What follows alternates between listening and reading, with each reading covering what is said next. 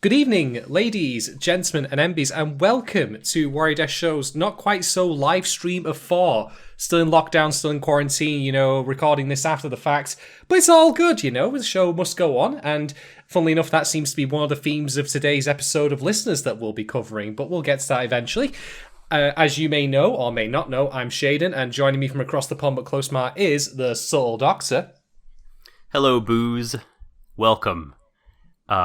Ladies, gentlemen, and NBs. We hope that you're having a good time, a safe time. And this week, Shutdown, I learned that you are no different from a pushy witch. Because I'm a drunk man in a pub. Because you are a man getting hammered at the pub. Very often, you become a pushy witch. So you're saying that pushy witches have no sense of, personal space? I mean, that's the implication that Billin is making, I think. Yeah, that was a curious reference. I mean, it really was. I don't know why. I enjoyed it, but I'm not really sure if it's referring to anything in particular. I mean, man, remember pubs? They were a thing, right? No, pubs. No. Just a dream. Just a sweet dream. I mean, did Dai Sato know? Is there? I'm not even going to go there. I'm just going to say, between this and yesterday, episode 3, which we'll be covering later this week, some stuff comes out at the most unfortunate time. Let's put it that way. Yikes. Oh, well. Anyway.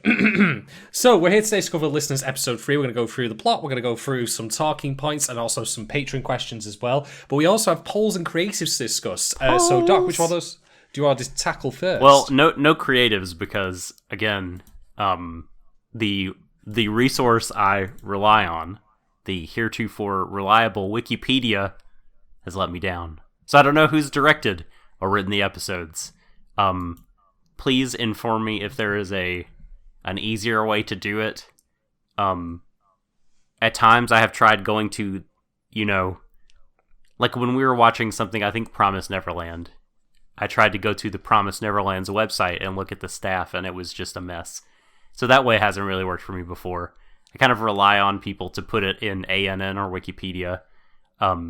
So no creatives this time, but we do have polls. Do you have the polls up? I do not have the polls in front of me, but I can if you, I can get them if you need me to grab them. Yes, please. I will grab them. Why don't you tell us how you felt about the episode in general? Just a very general, non-spoilery summation of your thoughts. Well, to give you the plainest, most vanilla answer possible, it was good. I think that it has some ideas behind it, in particularly in terms of what it means for new artists to be old artists who inspired them, and how there is a mutually beneficial element to that relationship, depending on how it goes. And also it contrasts directly with the previous episode, which was, okay, we met a band, and they were terrible. They treated us like shit. They tried to kill us. I mean, I don't know how many bands you've met, Doc, that have tried to do that to you. I admittedly haven't had that happen to myself, but I'm sure it's come about at least once or twice in the past, I can imagine. But now we get to meet an old band who, they're not entirely immediately completely buddy buds with Echo and Mew, but they are certainly a much more positive force on their lives than the Nuremberg sisters. Yeah, I've been holding that one in, sorry. The new Barson sisters, of course. So yeah, I liked it. I don't think it was good as the previous episode, but I think that in part that is also due to the sequence of quality that I felt for these episodes. So it's hard to rate stuff in a vacuum usually, because I thought that episode 1, and I still think that episode 1 was kind of bleh. And episode 2 was much stronger because it felt to me like such a jump, it felt like it found itself. And so episode 3, as a result, coming off a strong increase in quality from the episode 1, it isn't quite there in the same level to me. It's weird, it's kind of following an arc, but overall I did enjoy it, and I'm glad to see that they're going somewhere with the characters and with what they're trying to explore with the themes, and also that the whole rock aesthetic isn't necessarily just about lip service or just trying to cram in as many Wikipedia references as one can fit into an anime. Right. I mean, guys, check out these sweet references. I listened to rock in the 90s. Did you also? If you did, Yeah. you would know these references. I mean, Dai Sato, I think, wrote this episode with one of two potential sources to help him out. One of them was the answers to your average British pub quiz, the music round specifically. Yes. The other being his Spotify playlist, because there are at least 2 or 3 references that I spotted to British bands. There's also more information on Echo's amp or equipment that I realised, it's called Vox. What could that possibly mean? But it turns out that is actually literally the brand name of an amp manufacturer. And when I get to the point where we reveal the name, I will actually reveal another nugget of detail where they've just basically lifted it from real life. Like, it's not even, like changing the name slightly. It's like where we have the Valentines who are obviously My Bloody Valentine, but they're not called that in this episode. No, literally, it is a thing that exists in real life, and you can order it online now if you want to. Although it won't turn into a giant robot. I am so sorry. Oh, that's very disappointing. 1 star. 1 star review. Not what was promised. Someone will probably do that. Like, they'll watch listeners and they'll find out that this the amp is a real thing that they can buy. They'll buy it and they'll be like, go up to their girlfriend, hey, can you plug this in your back? Please? Please? What do you mean it doesn't turn into a giant robot? This isn't what this work of fiction told me. It's bollocks, this. It's bollocks. And then 1 star Amazon review, verified purchase, goes off to, annoy people on Reddit again. All caps. It's like, scam, do not buy. Sad. Man, disappointing. Right. Well, to give a really brief, very quick, here's what I thought. I thought this episode was great. I liked it as much or more than the last episode for different reasons. I thought this one was very clear and straightforward in terms of what it was trying to do and kind of the arc that it had, and also had references that brought me great joy, which we'll talk about later, and some really good action. I thought the action here was actually the best it's been so far. Well, the fight this time around, I'll give credit to the 2 fights we've had in the past 2 episodes. Firstly with the Nuremberg sisters, and yeah, I'll keep referring to that because fuck it, who cares? And of course with Billen and Kevin. Neubauten. It's not hard. It's the Neubauten sisters. No, I know exactly what it is. I'm just doing this deliberately. I'm just teasing. I'm just being a prick for the sake of it. Why not? But the fight between Kevin and Billen, and then of course Echo and New, that actually has a point to it as well. It's not just smashy bashy, robot wars nonsense. There's actually meaning to it, which is all I really ask of a fight usually, as a bare minimum. That it actually has a point rather than just being for spectacle or schlock action. So good on the show for doing that at least. So I have the polls now in front of me. Here we go. Our episode 2 polls. Number 1. Overall, did you enjoy this episode more than the premiere? Now that it wasn't required to spend so much time on setup. The winner is a little, with 37.5% of the vote. Hell Yes, Rockin' Out got 31%, and then a quarter of you said that they missed this episode because they were at the bar, which, if you were, fuck you, stay home. What if the bar is there in their home, though? What if they're by bar? They just mean they were at their bar downstairs. That's fine. That's fine. I rescind the fuck you. That's please drink from your own home bar. That's a-okay. Poll 2. Many people are buying optics at the moment. I know that for a fact. Poll 2. Did you think the show might be going somewhere with the theme of mindless fandom, both in terms of Echo surface level love of players and the lore behind the earless? 83% say yes. So sweet. Yeah, they are. Now let's all be wrong together. Because you're agreeing with me on one of our polls. This is a fatal mistake people make, agreeing with me on a poll. It turns out always to be wrong. I feel better about your theory this week, actually, than last week. I feel like one of the sort of main takeaways of this episode for me was what the earless are according to Billen, and her kind of description of them I thought was super rad and interesting, and I thought definitely leaves space for your theory to fit into, for sure. Sweet. Poll Trez. Would you take a leak in the spooky toilet in this episode? I've seen worse, says half the audience. Listen, you didn't answer the question. So, as you've been duped. No, that's an answer. That means, like, that's an affirmative statement, in my opinion, of, like, I've seen worse, I can handle it. That's fair. Okay. Well, but then it overlaps with easy peasy. Well, that means they haven't seen a worse toilet, but that they could still do it, or they feel they could.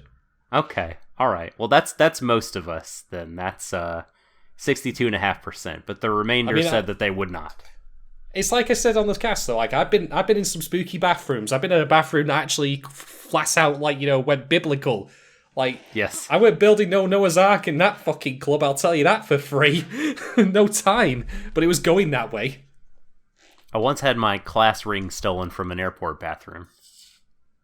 Oh, that was a sad time.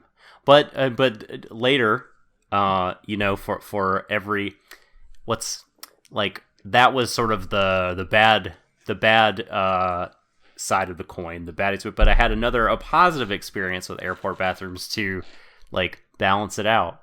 Like, I think it was the bathroom that I somehow accidentally left, like... Before you go any further, Doc, like, the lead up to this, like, the fact you don't even necessarily remember if it was the bathroom or not, I want to just drink in what I'm thinking people are, like, thinking you were doing. Like, Jesus Christ, mate.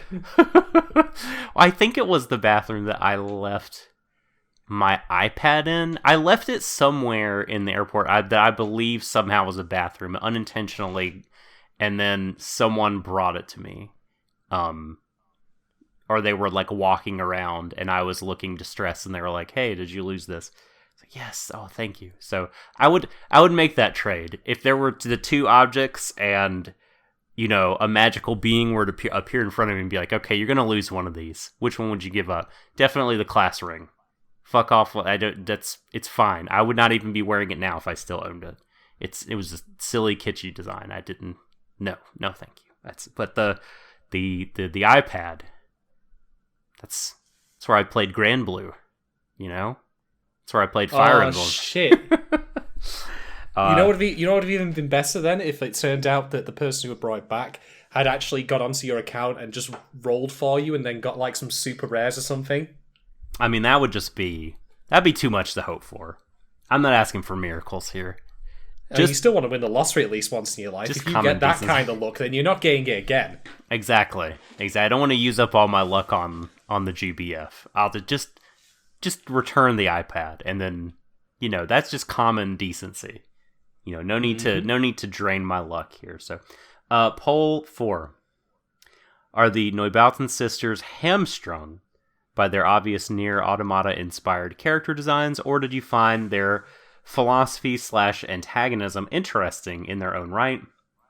Again, I don't think these answers are mutually exclusive. Yep, is that saying yes, that they still found them interesting, or yes? Yes. Okay.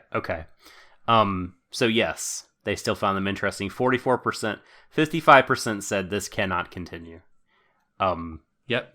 As in, they were there too evocative of Nier Automata to be yeah, exactly. Yeah. That's the thing. I mean, you are right in that they're not mutually exclusive, but, like, the thing is, like, it can also be the case that, that one is more distracting than the other, like, that the Nier Automata thing smothers, like, what they're trying to do that's unique with them specifics to this show. That's the thing I was trying to get across. Mm-hmm. So, poll 5, should Echo/Moo's giant mech be fighting with a guitar and swinging it like a sword? I mean, obviously, yes. Full Pete Townsend got 70% of the vote. Yeah.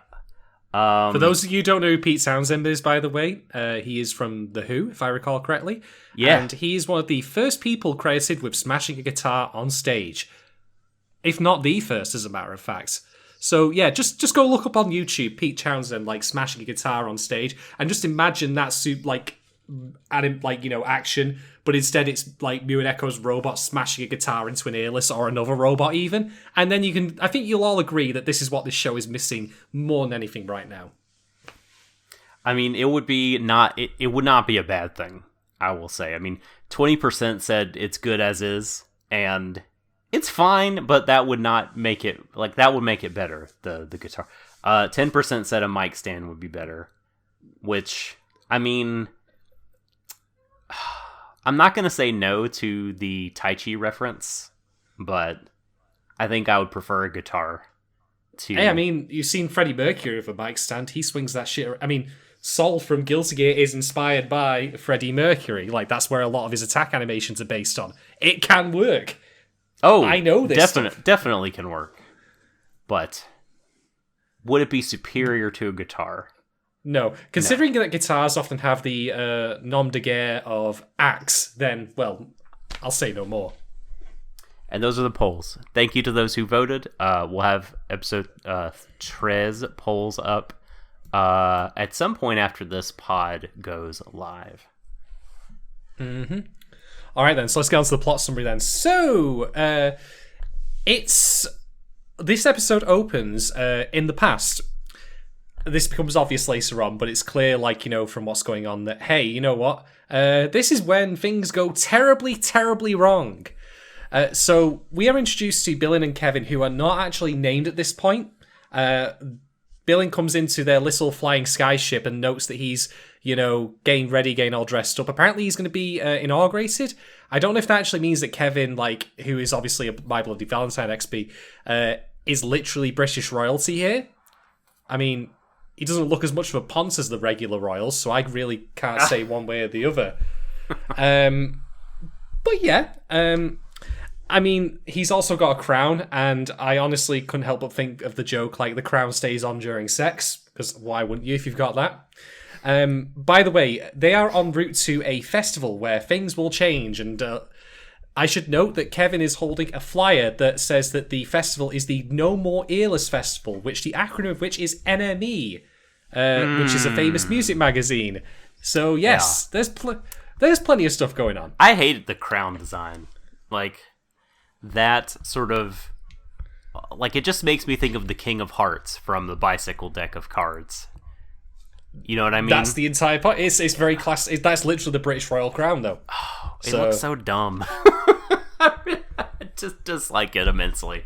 If I were a king, it would be my first order of business. Redesign this crown. Fools. Servants. Peons. Make it happen. Go on to Pixiv and find me the best, like, you know, crown Make designer it edgy. ever. Make it radical. Make it anime. You know, it needs to be lines, lewd. hard. Make it sexy. I want to get hot waifus with this crown. I want them to notice me. The senpais. Something like that. So Bill and Kevin are discussing what's going on, and she goes outside after hearing a noise, and it turns out that the entire sky, like, around where the festival is being held, has turned a lovely shade of mint green. I know it probably smells very fresh around there. But no, there is someone who's decided that the set list for this festival, you know, they're going to tear up and do their own thing, and they're summoning all the A-lists to them. From Billing's expression, this is not a good thing. I mean, it'd be pretty rock and roll to, you know, say screw the schedule and all that, but her comment that she makes at the end of this little opening flashback is that, yes, this day the world would indeed change, or something to that effect, and not for the better, because that was in the past, and we all know what the present's currently like, so whoops. So, goddamn. We can all assume, I think, that was Jimmy Stonefree, right? The rogue player. And so if we can kind of go here with the text and say, like, that this was an apocalyptic type event, maybe not apocalyptic, but the world was not the same anymore after this. He completely changed everything in the course of history. If that's all true, Shadon, then do we have a case here of Jimmy Eat World?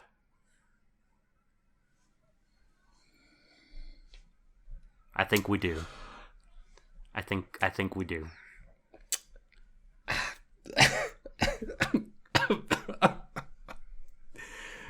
I'm trying to remember the name of that one song. I wanted to drop the one. In the middle? Yes! Thank you. I'm surprised I was able to answer that. Not because I've never heard it before. I've heard it many times. But I that joke just completely and utterly, like, made my brain divide by zero. I've not had a perfect. physiological reaction like that before in my entire life, to be quite honest. So that was a thing. Shady, you're in the middle of the ride, and everything will be just fine. Everything will be all right. All right. And you've bitched at me before for quoting Papa Roach on this fucking podcast. Jesus Christ. Anyway, moving on. One thing I'll note before we move away from the flashback is that, unless I'm mistaken, I think Jimmy's mech is also doing a Vitruvian man pose. Because, why not? Sure. Yes. Okay. I could be wrong on that, but no, hey, we'll go with it. Yep. So, we cut to the future, rather present day as far as the events of the show are concerned. And in case you were wondering what was happening last time, the Newboughton sisters, yeah, I got it right that time, they were making life really, really hellish for Echo and Mew. For Mew, they were like, showing her an illusion of her killing Echo, and for Echo, they were making it really hard for him to take a leak. I hope you can all see how these are equivalent. Yes, exactly. The man's suffering too. Okay, men have problems too. It's not his pee's been stored in his balls for too long. Okay, it's you ladies want to make like you're the ones that have the issues. Look at this. Yeah, he couldn't pee, man. Whoops. Murder. Nothing. So, now that we've been introduced to Billy, who we don't quite have the name of yet, it turns out that she is actually the one piloting the mech that we saw at the end of the last episode, the centaur-shaped one, which is pretty cool in its own right. Like, I mean, I'm sure that I've seen at least one mech in some anime somewhere in the past that is not strictly bipedal, but instead is like a horse or a centaur or something like that. So this is a neat, different design. I liked it. And she intervenes and starts fighting off the Newboughton sisters, including quoting "Feed Me With Your Kiss," which I think also might be a My Bloody Valentine lyric. Is. I could be. It's a song by them, and I believe it's also the title of one of their EPs or something like that. Not an official album title, but it is, in addition to being a song, is the title of a release of theirs, I believe. Mm-hmm. So she intervenes and fights them off. They aren't destroyed, like they just vanish as far as we can tell. I mean, come on, you're not going to have those three pop up as a one-time villain before they get Team Rocketed. Come on now. Blasting off again. Yep. So she notes that Echo and Mew, are there, knocked out. She refers to Mew as Chelsea Girl. Okay. Which... Yes. Yeah, go on, Doc. You want to lead into this, so I'll let you talk about this now. Yeah. I don't know about this one. This one, it passed over my head. So this one is interesting. This one is like one of those ones that could be a bunch of different things, and I sort of enjoy all of the possible theories. So the first one that I was able to find was that I think Google knew I'd been looking for like vintage, sort of canonical alt rock music, and so it directed me to the first solo album by Nico from the Velvet Underground and Nico, one of the Warhol collective that was part of that kind of amazing initial run with Velvet Underground, and went on to do her own stuff. But yeah, she's got an album called Chelsea Girl. It's highly regarded. There's a song, Chelsea Girl, on it. It's really good. But Chelsea Girl was also the name of a film by Andy Warhol, because, and I think this is where sort of she got the name of the album, because she was part of that kind of collective before she started doing the things with Velvet Underground. And so this movie by Warhol, it features this hotel where all these famous rock stars and poets and writers live. So it's a place that houses a collective of lots of different artists. And also you'll like this one even more. The Chelsea Girls are an all-female cover band that covers songs from the all-time greats of rock. That's interesting because we will get a reference to another British band, probably the most famous British band ever, to be quite honest, later when Billing gives a little bit of an exposition talk on what happened with the fest.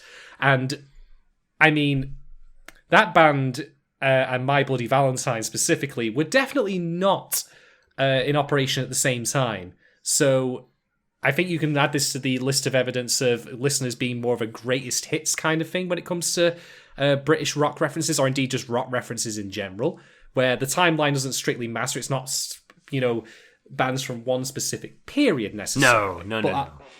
But I will get to that a little bit. I thought you'd appreciate the deal about the covers, because that's what we were kind of talking about kind of when we were discussing what in the world is Moo anyway.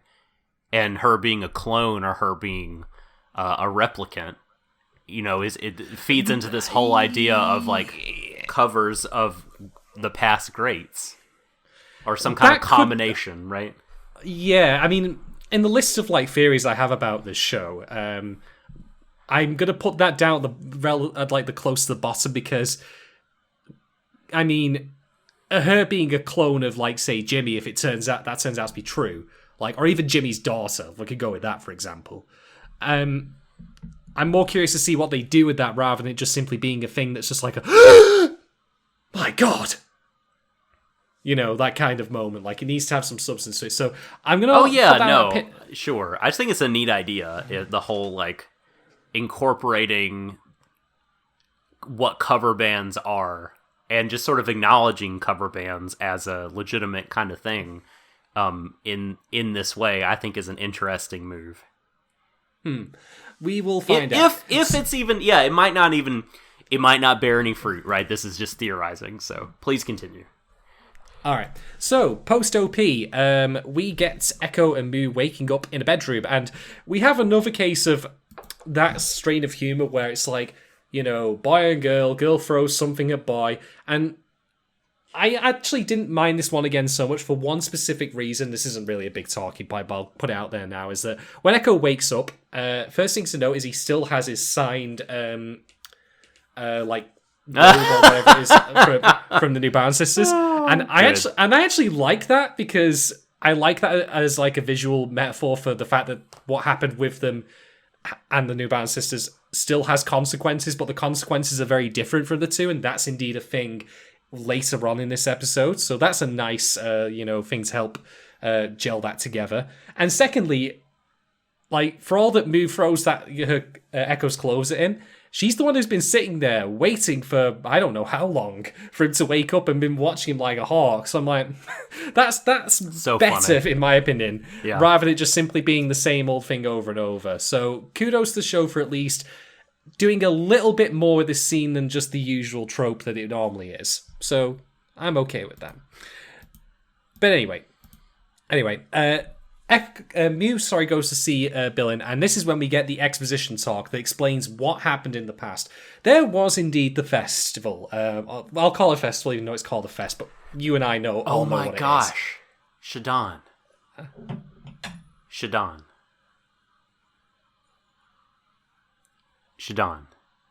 I'm waiting with bated breath for this.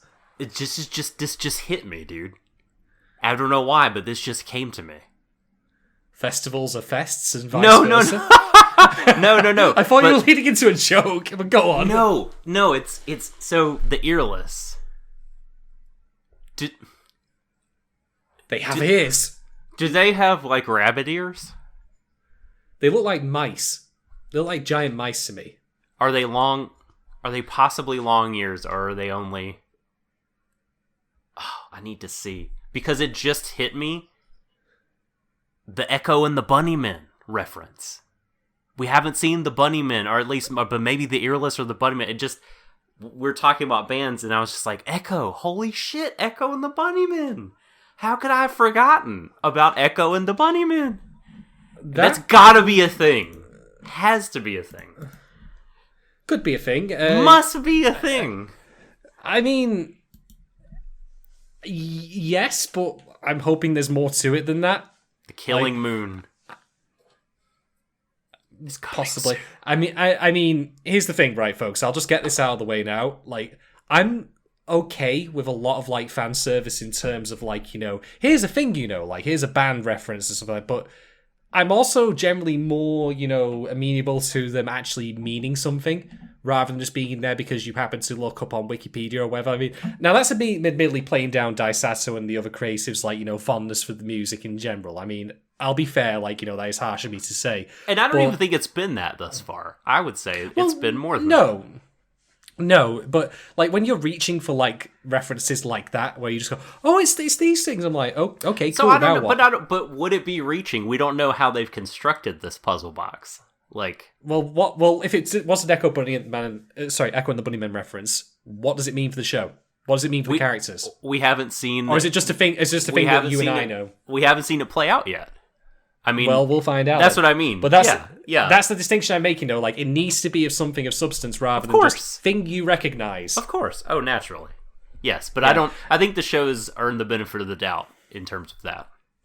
Yeah, I would agree. All right, so they had a festival planned, and this festival was a massive gathering of all of the best players in the world to destroy the A-list. So, something to note, the A-list existed before the festival was planned.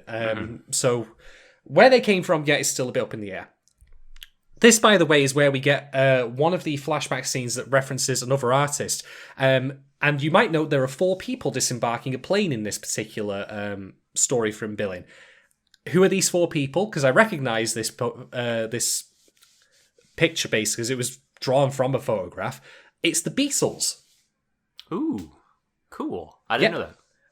Yep, if you Google Beatles getting off a plane on Google image search, you will... No, seriously, it's quite a famous photograph. You will see, like, basically the same, composition, the same, like, number of people. Like, I mean, they even look like the Beatles. That's what first tipped me off to it. So, yeah, so we have the Beatles come in. This is why I was saying before about how, like, we're getting bands from across different time periods, because the Beatles had long since, like, stopped playing on account of, like, well... John Lennon being dead. Hello, it's me. We're gonna get rid of the earless. Come on, grab your drums and your guitar. Let's start playing. The earless ain't gonna go away by themselves, lad. Well, I mean, it's me, the Beatles. If Jimmy Stonefree wasn't going to be around to, like, do his part for the festival, I get the feeling it would still fail because Paul McCartney would have been spending too much time making, like, vegan meals with his wife to sell to the public. Screw you, folks. I'm going to go play with wings. I'm okay with that. That was Go Your Own Way was a damn good song, and I will hear no argument. Hell yeah. So that's entirely fine, At least he didn't duck it like Jimmy did. What's the Christmas song? Is it Simply Having a Wonderful Christmas Time? Yeah, is that the one? Okay. Simply Having so good. A wonderful Christmas time. I think I actually used that in one of our podcasts. I think you did. Yep. Did. Yeah. I know self-no tap for Christmas music, or music in general if I can all help it. Unless it's used ironically. But anyway. Yeah, the exposition talk reveals that Jimmy was meant to indeed, perform at the festival, but didn't, and as a result, the entire thing collapsed. The massive army of A-lists turned up.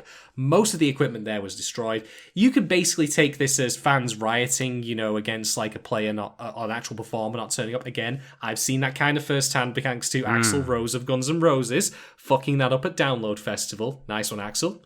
You will continue to get beef from me throughout this, because you're... Honestly, I've never seen such a pussy whips, like, person, like, performing on a main stage at a festival, like, you also throwing bottles. Oh, come on, Axel. That's good. I enjoyed that a lot. What a moron. So, anyway, yeah, exhibition over, like, that's what happened, essentially. And we then cut to Echo trying to fix his broken equipment. Before I forget, unless I'm mistaken, because I think the actual art changes the lettering. There's a robot with, like, little, like, tiny octopus tentacles floating around, which actually hands Bill in a coffee cup. And this robot, unless I'm again mistaken, has MBV written on it. MBV 91, in fact, which is the year that the perfect album, Loveless, dropped. Which I will talk about later.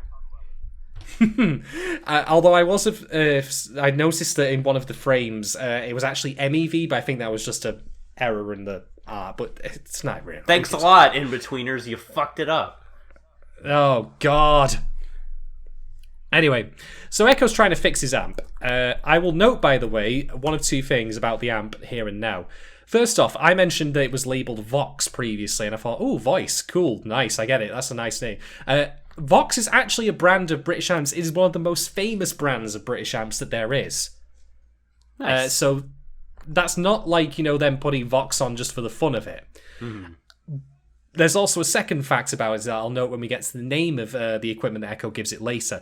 But he's trying to figure out, about the burnt out components, and also the fact that Mew, something I forgot to mention, in an argument she had with him prior to going to see Billin, said, go back to Liverchester, bugger off.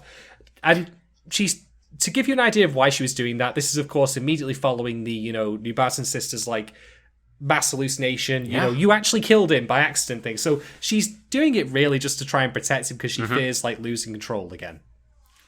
So that's the kind of strategy that's been employed. I hate you, piss off, but I don't really hate you, but I'm doing, make him hate him, so that.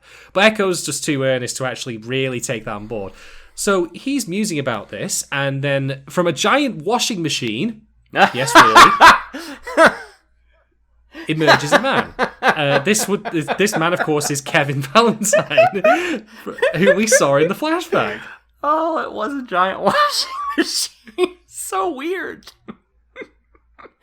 Oh, amazing. I love it. Yep. So yeah, he emerges, and they almost immediately hit it off because of their love for talking about equipment and technology. And he starts talking about the amp, reveals who he is. Echo, pulls out the almanac again to figure out who he is. Kevin Valentine. I mean, can I just point out, by the way, it just pops into my head randomly, apropos of nothing here. I really, really want a Wild Stallions reference in this show. Yeah, sure. Come on, you know full well that Keanu Reeves and Bill Winters will. Is it Bill Winters? I can't remember. Yeah, no, that's right. Bill Winters, they told me up for doing voice cameos in this. I want to hear an excellent and a Wild Stallions guitar riff. That's all I ask. Come on. And of course, we obviously then will need Animal from the Muppets in on drums. Oh my god. I mean, Animal is the greatest drummer of all time. Change my mind. That is true. That's true. You can't. I got nothing. You win. Yeah, I'm glad you agree. Mm-hmm. So anyway, they're going through all the various details of what's going on here. Kevin actually mentions a lyric that will become relevant when we get to the next episode's title. It's better to burn out than fade away, which of course was once penned by the great artist, the Kurgan from Highlander. Yep. That's definitely what it's referencing. I am, of course, joking. It was actually Neil Young, which I think his song was, if I'm not mistaken, I had this up on Wikipedia earlier, and I should have really memorized this, or done the crazy, incredible notion of writing it down. It was from his song, Hey Hey My, Into the Black. Well, a song I don't know. I'm not super familiar with Neil Young. Nor am I. Presumably he remained Neil Young and never became Neil Old, at least I hope for his sake. Yeah. Yeah, he's, No. Whoever was giving the eulogy could say only the good die young. And then Neil's it's open casket, he just pops back and says, I'm not dead yet, motherfuckers! That'd be great. But anyway, the way this conversation goes between Kevin and Echo is that they kind of talk almost at cross purposes a little bit, which I think is really cute because it really shows of how they're kind of same minds here, that they're very tech oriented, a bit head in the clouds, that kind of thing. And this is the point where Kevin also recognizes that he's from Liverchester somehow, and helps him to start repairing and enhancing the equipment, which I think is really cool.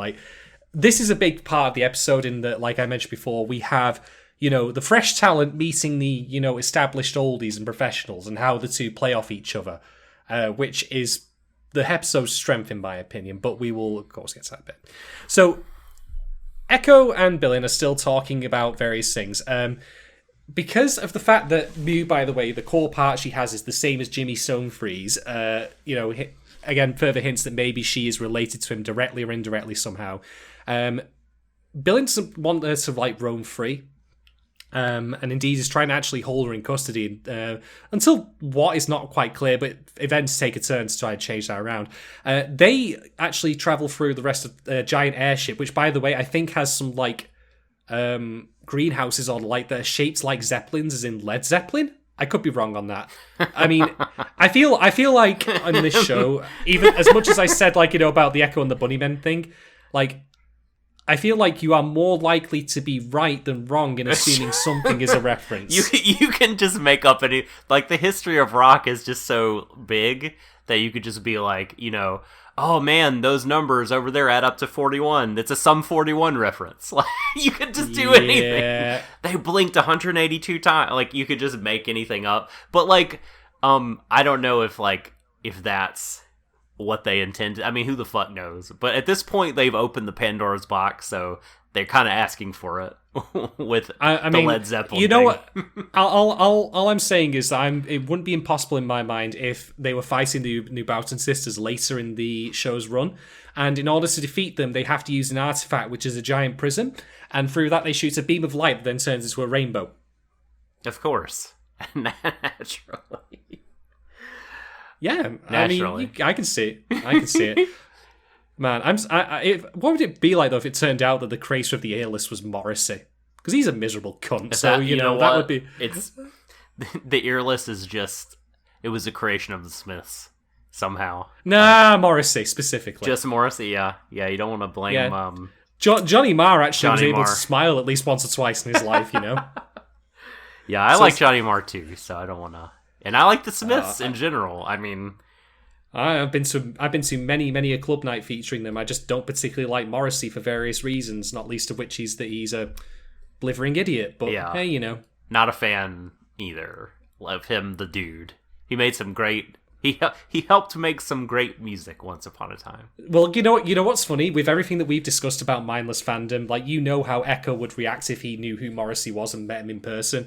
Like, he would be entirely enamored by the marketing behind him and not the reality.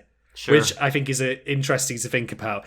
But anyway, one thing that we should note as well is that Kevin also talks with Echo about, his history with Billin, in that, yes, indeed, their mech, which I think was, I almost said King Crimson. I don't think it is King Crimson. I think it's True Crimson. Yeah, I thought that they were pulling the JoJo's thing where they rename it very slightly. But they don't actually. I think that True Crimson is something else. But anyway, it turns out that their mech is indeed piloted by two people simultaneously. It's intended to. But as it's seen in the earlier part of the episode, Billin pilots it solo. And so they had indeed split up. And in turn, Kevin's discussing with Echo about what it's like to, be involved with a woman, to split. Now, split up as a term, or a phrase rather, it has two different contexts. I mean, you can have it either as literally between a partner, two people in love who break up. Or it can mean in the band context, which is, they break up, they split up. And part of Kevin's explanation here is that he was a bit worried about, getting too close to her, given that she was literally on the front lines in a war. And lest you think this is all a bit like, it would never really happen, that was the fate that kind of sort of befell the White Stripes. Because Jack and Meg White, they are not brother and sister as, their little fiction they built around themselves would say. They actually were married, but then split up. They were married very early in the band's career, as I recall it. Mm-hmm. Could be wrong on that, mind you. No, I think you're right. You're right. So it's not impossible, and indeed there's been many times like that in the past. Gwen Stefani's Don't Speak, when she was still doing good music and not, caving into absolute garbage pop. That was also a song about her breakup with a fellow band member from... Easy there on the Gwen. Careful. Don't care. Careful. Don't speak to me about don't speak to me about that. So anyway, we also get some banter between Moo and Billin about how men are so self-centered and so self-indulgent, and I'm there, wolfing down a bag of Doritos. I'm like, I don't believe this. I don't believe this for a moment. I say as I go through all the Cool Ranch in one go. But anyway, they. I love a Doritos joke. Gamer fuel. Oh, Jesus Christ. I thought Gamer Fuel was like, alt-right YouTube videos. No, but hey. I think it's Mountain Dew and Doritos. That they were on that corner first, although admittedly, fucking Dave Rubin has probably shoved them off that corner. Yeah, I mean, this is PragerU territory now, motherfucker. I mean, we've gone from junk food to junk food. Yeah, more. I trust you see the difference. Well, it doesn't even taste good. It's just garbage. Yeah, exactly. It's like deciding that what you want to eat for the rest of your life is just cigarette ash. But tell me while I'm eating it that it is a fucking Ruth's Chris steak. Yes. So, Mew and Billin have a talk outside on the, open-air balcony of their giant floating, I'm sure, again, this is a reference. Maybe it's an actual microphone shape. I don't know. I'd believe anything at this point if you told me that was true. But they're having a discussion, about what it means to be a player, and also what Mew needs to do next, and what she needs to have in order to beat the A-list, and also the discussion they have about what the A-lists actually are. Which I think is something that you're going to elaborate on in a little while. But to sum up, basically, as I understood it, it went something a bit like this. That they were, wanting to hear the passion from the player. Just give us it all. Keep giving it to me. Keep giving it. That's the kind of thing that I got from it, as I understood from Billin's description there. Does that sound right? That's part of it. Indeed. Okay, elaborate a bit more, Doc, while I have a quick, cheeky drink. Oh, absolutely. Okay. Goodness. So this was a talking point I had, but I can go into it now. So, just explain just refresh on the concepts. I mean, say we'll get into talk about it later, just so I've not missed anything out. Oh yeah. Okay. So there's a couple things she says I thought were intriguing. That she does say that, right? That where is okay. It's her heart's desire to save the earless. And she since they are former humans, she has a lot of pity for them, right? They're lonely phantoms, she calls them, and she oftentimes mindless fandom, telling you. Well, I think lonely phantoms is that is a description that to me, there's some empathy for that, and mindless fandom is a very insulting, derisive description. But so lonely phantoms, right? And when she's there, she says it's almost like she can hear their voices, their yearning. There's rain down your passion on us, right? And I think they want to feel what the player is feeling. They want. And this is tied to something she says a little bit later, authenticity. That the most important thing for a player is not talent, it's not technique, it's conviction. And that is the same thing the Neubauten sisters said, that you have no conviction. And that's the main thing for a player to have. So you have two other players telling Moo here that, realness, authenticity, conviction about something is what a player ought to have. And she elaborates further, does Billin, when she says that is this conviction that's meant to guide, it's a guide, it's meant to light the path of the earless, which I thought was a really intriguing statement. It just showed me that there's sort of different kind of ways that you could look at the earless. Some people are just fuck them, they're evil, we need to destroy them. And some people are well, they ought to be saved somehow. It could just be the same two ways of looking at the same thing. You could talk about extinguishing them is a way of saving them, to save them from their, these poor writhing souls, I think she calls them. But she clearly has a lot of pity for them and looks at them very differently than other characters in the show, which I thought was super interesting, and I will have even more to say about it in a bit. Mm-hmm. So, also of note with regards to conviction there is that Billin tells me, hey, you know what, you're worried about losing him, but even despite that, you still need to have a conviction of your own. Which I'm yes! Thank God for that. Thank God it wasn't like, going to be all literally pivoting on each other, but rather some self-actualization. That's good. Mm-hmm. I mean, the problem with Mew conceptually, not to say that's a problem with the show, but rather one of the things I can see being an issue with it, is that because she starts off with no memories, it makes her, a part of her identity inevitably fall through her interactions with Echo. And results in him ultimately becoming her becoming rely on him for things to do or reasons to do things, hey, he looks after me, I gotta keep doing that, rather than having her own worldview or perspective. But thankfully it seems to be avoiding that, and the fact that Billin was the one who said that, I really appreciate. Nothing much more to say on that point, just thought it was noteworthy. But yeah, Echo comes outside and starts talking with her and basically says, look, right, I've made the choice to leave Liverchester. I want to go and see the world with you. I previously was all about, just doing my junk collecting, not really thinking outside of my little box, but that's not what I want to do anymore. I want to go travel the world. I want to go, basically, on tour. Yeah. That's what this is. Yeah. And nobody made me do it. It was my choice. Yeah. This is the point where he also names the amp, and he calls the amp AC30.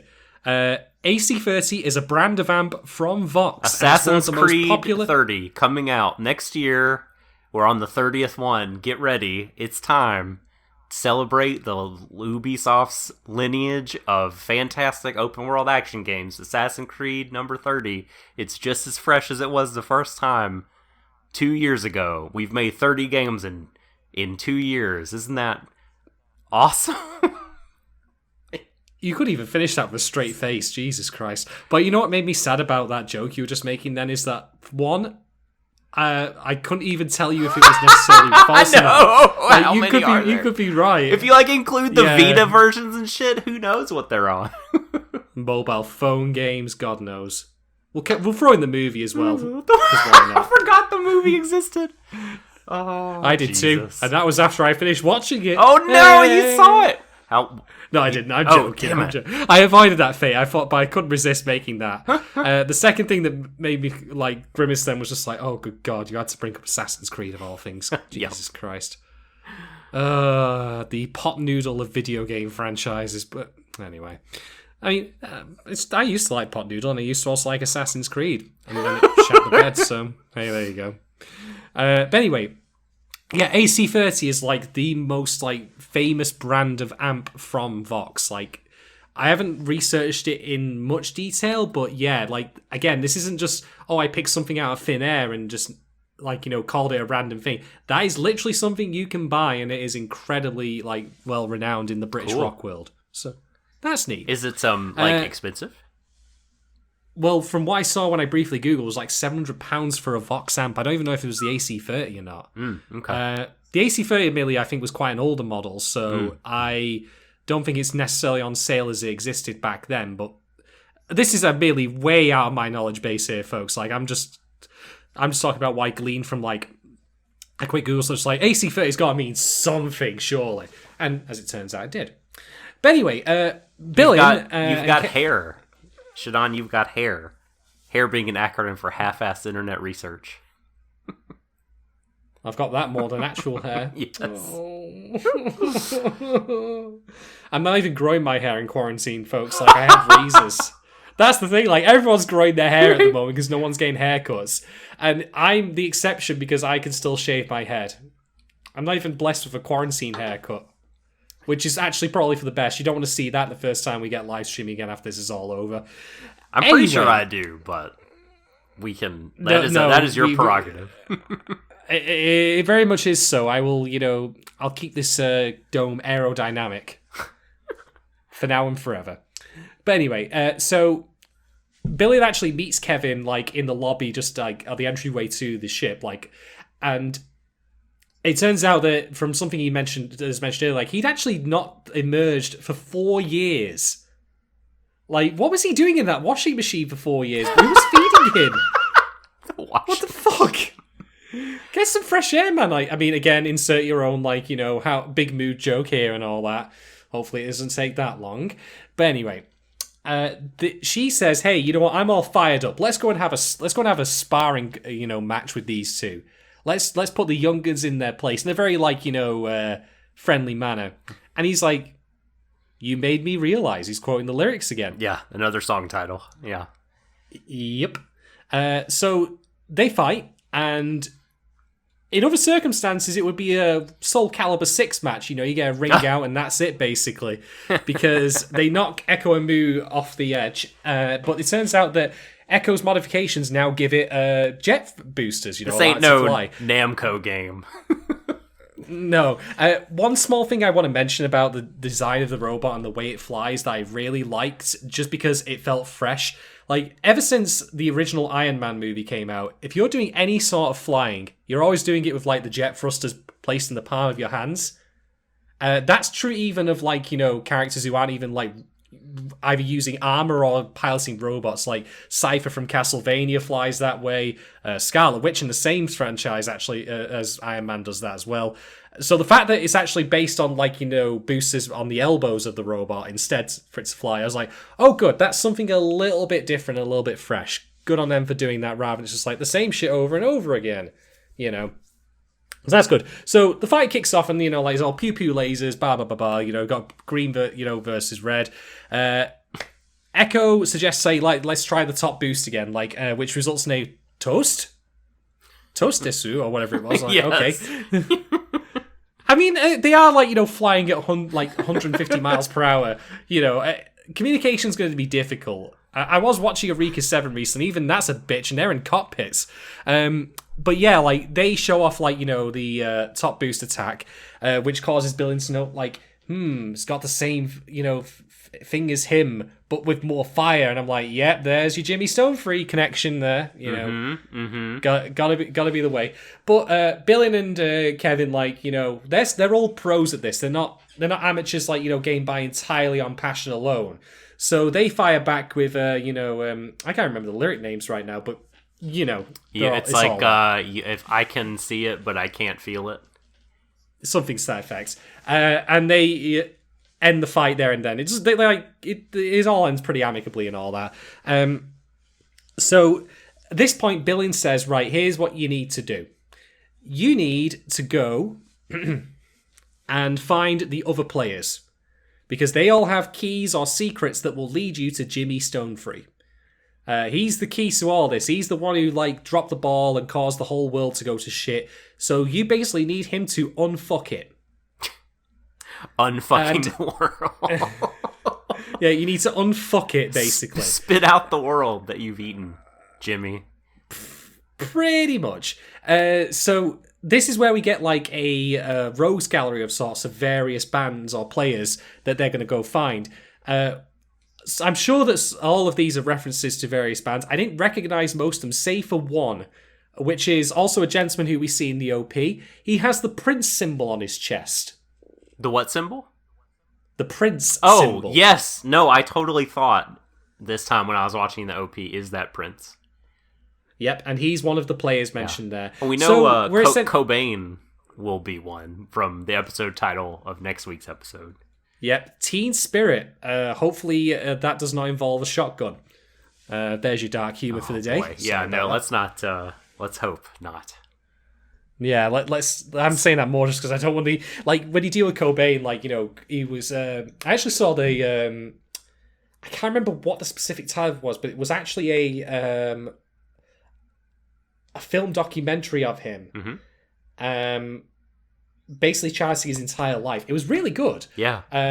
I will credit them this, by the way, whoever made that documentary. I really should know the name of this because I thought it was fantastic. But yeah, they did the really wise job of not actually getting Courtney Love involved in any of the commentary of that until, chronologically speaking, they were at the point in his life in the film where she entered his life. Mm-hmm. They didn't, for example, have her, like, appearing to talk about his childhood or anything. She didn't know jack shit about that. It was all his mother up until that point, talking about his struggle with ADHD, for example, and also, like, you know, the point where Nirvana finally really went gold and said, like, your life's going to change forever, and they did.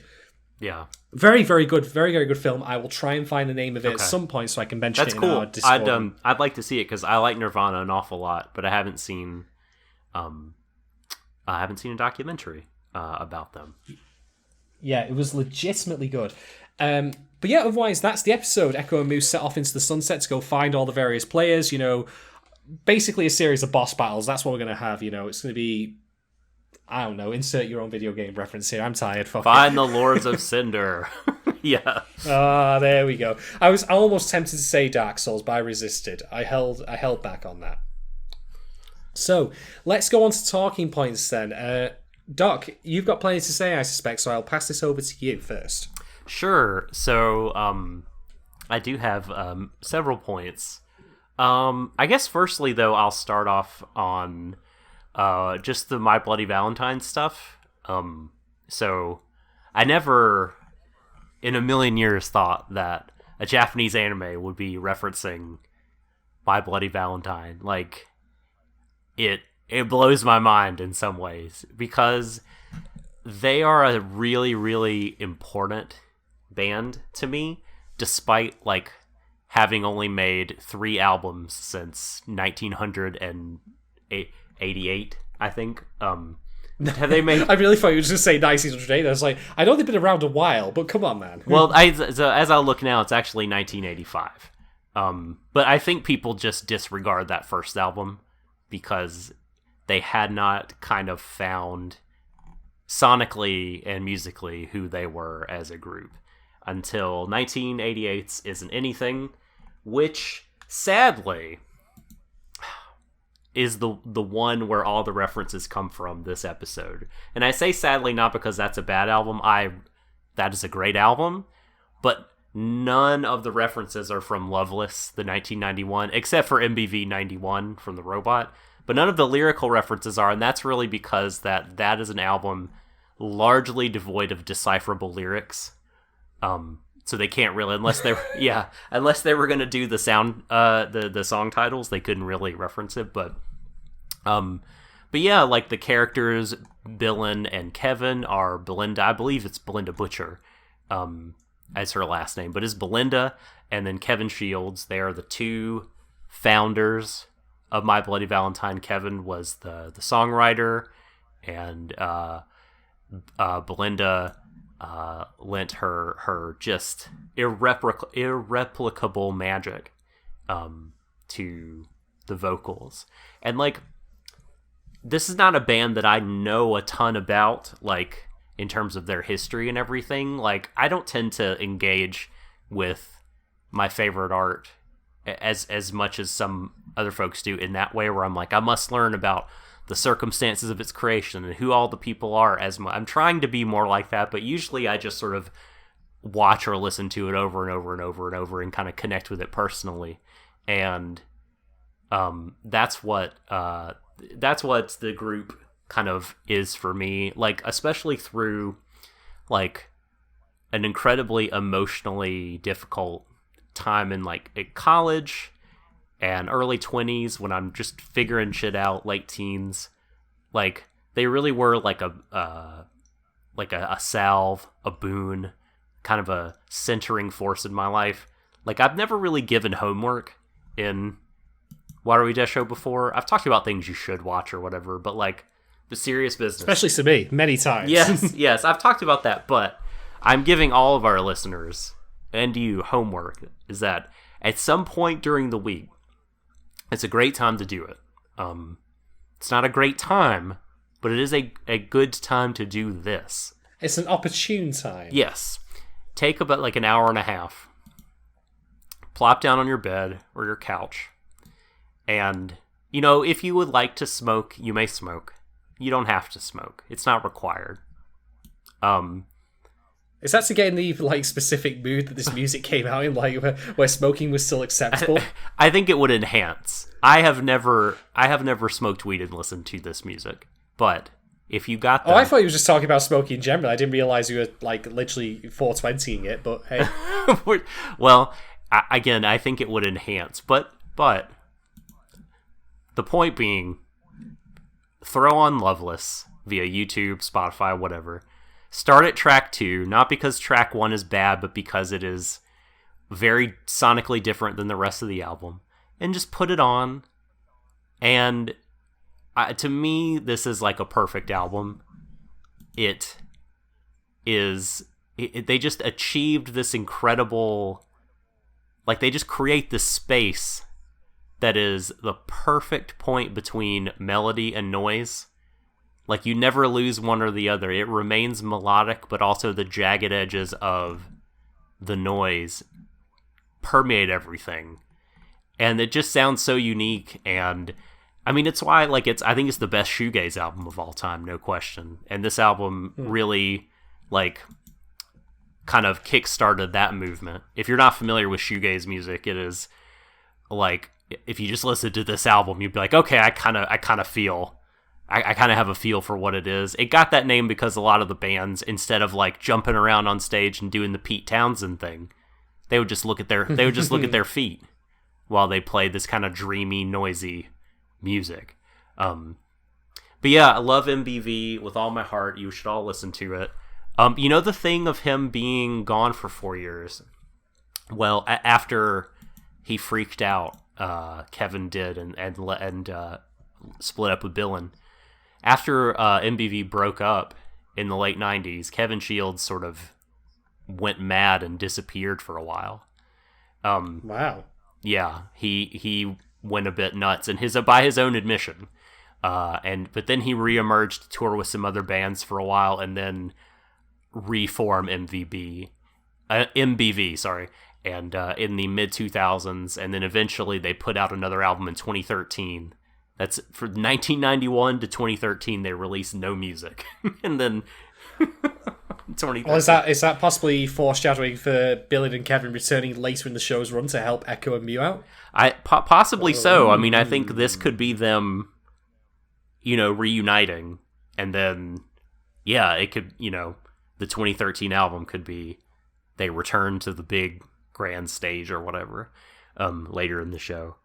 But yeah, like all kinds of great song references that we mostly mentioned. Tremolo, we forgot to mention. I forget even what Tremolo was in the context of the show, but I was just like, Tremolo! Squee! It was the Tremolo Industries, it was. Mm-hmm. The company that Billin is the director of. Yeah. And it's interesting that they said that they relied on... this is two kind of groups that we've talked about in a row that, to a large degree, in the case of the Neubauten group, and to a slightly lesser degree for My Bloody Valentine, like, rely on noise, and they're not just kind of about melodies and pop and catchiness and listenability. Their noise is like a factor. Because they said, Billin said at some point early on, she was saying that they rely on the noise of the earless to make their equipment.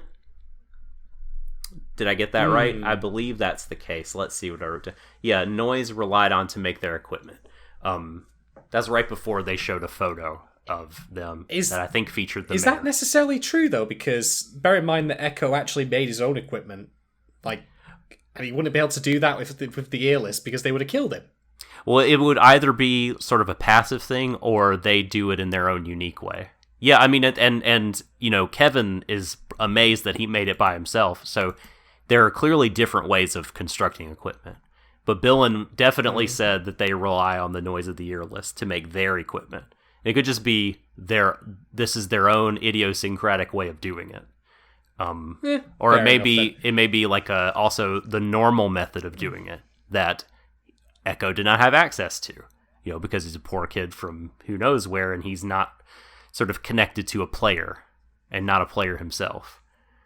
There's a lot of different possibilities, but I did note that, and that is a point that it ties into another point I have. I thought it was kind of a key statement here, but yeah, that's my MVB thing. Go listen to Loveless right now. It's great. Turn off this podcast, go listen to it. Do it. All right. So my talking points, I think the first one I want to bring up really, and I've kind of already talked about it a little bit, is just the relationship between new artists and veteran artists. Because make no mistake, placing the My Bloody Valentine XPs of Billin and Kevin in this particular episode, and also the timeline they come from, it does demand you have knowledge of the of My Bloody Valentine. And granted, Doc, you filling in the gaps was very helpful for me on that, because I knew of them, but I didn't know that much about them. And Like, I think that the fact that they were around, like, and at the peak of their, popularity and fame in the 90s and the early 90s specifically, and then the time frame that follows, like, I think that kind of parallels in the episode proper with the time between them going to the festival, then everything going wrong, and then the release 10 years later, and then 4 years of, like, Kevin not even appearing. But then, like, at the end of the episode, they're fired up again, So I think that there is a truth to the depiction of the relationship between the Valentines and Echo and Mu here. Sorry, Echo and, which is that,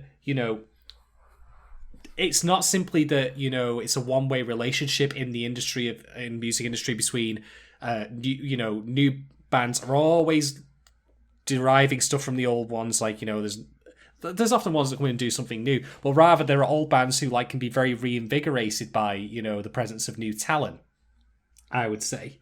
I've seen, like, for example, festivals, like, they often, like, will talk about what band is coming on next. I'm dredging really far back in my memory from over a decade here when I went to download a couple of times. But yeah, there's a lot of generally mutual respect between old and new bands, like, like saying, hey, they're on next, hope you look forward to that, they're going to be great. Even bands from different genres, like, I mean, Wolfmother were doing the main stage at Download one year, like, and they were very distinctly not, like, metal or rock. They were more melodic indie, I would describe it as. But they, they I got think they're good like shout from, throwback, aren't bands. they? Aren't they like a throwback to like 70s? Like, they're pretty rockin'. This is again dredging from my memory here, but like, note the conversations that Echo has with like Kevin and how like they seem very of a like mind, and how infused they are about like talking about technology and like building the equipment and such. Like, I really, really enjoyed all that. The conversations between Billy and Mew were much more on the, matter at hand of dealing with the earless. And I also think that was like really neat, like how we get the old like merging with the new here. So I don't have really much of a massive talk about it. I just thought it was neat that we got to see this relationship between actual like old and new bands played out with the characters we see here, both and with their roles aligning, like where we got the match between like, the technicians and the players. So that was neat stuff. I enjoyed that. Yeah, that was rad. I mean, it's why I think that, why I was so bullish earlier on the fact that we should give the show the benefit of the doubt when it comes to references, because when you dig into the references, it really does seem like, on episodes 2 and 3 so far, they have been not making them just to make them, not making them just to be like, this is cool music, hot, I listened to this once. It's like they have built the story around them and draw on either the band's history or what the band is about philosophically, what they are musically, like to inform the story arcs and the character development and everything. So I really think this is like a strong point of the show, and why, like, I understand it's good fun to be like Nier Automata, haha, but like I think that really does a disservice to like the work the show has put in most of its areas in terms of referencing stuff. Mm-hmm. And indeed, the new Battle Sisters themselves, like, we had the, hey, here's the arseholes, here's the good ones. Like, we get a nice bit of contrast on that. So that's good in its own right. Over to you for the next point, Doc. For sure. So I'll just continue off my last one. So that whole bit about using the noise of the earless to make equipment. And now this could play into your whole theory about the earless and music fandom, because of course artists, like, they make their art, but to be rock stars and to be famous and to have the big platforms and everything, they really rely on fans and fan engagement and fan income. So like using the fact that the noise is used to make the equipment, there could be some stuff going on there, but I took that, and then I juxtaposed that statement with, again, what Billin was saying, in terms of like what the earless are. Like, she said she wants to kind of free the earless from their suffering and rid the world of them, because in terms of like, not because they're a blight, they're evil and they're shit and I'm angry at them, but like they're suffering and that needs to be alleviated. And so that's why I don't want any more earless. I don't want any more lonely phantoms kind of wandering, yearning. She said all that, but did you hear the caveat that she said? She said, "I don't care if the world resents me." Now, why would ever the world resent anyone who is going around and alleviating suffering? Like, the very simple explanation I have, and I think this might not this is a rhetorical question. I have an answer. Well, in that case, I will let you give that. Okay. It's probably infinitely more interesting than I was going to come up with. So it's a rhetorical question, because I believe she has answered her own question earlier when she says, we rely on the noise of the earless to make our equipment. So if there were no earless, there would be no noise. If there were no suffering group of lonely phantoms around, we wouldn't get to exploit them to make our equipment and things that we... So there is this parasitic kind of relationship happening. There is, people in the world that want suffering to continue because they benefit from it.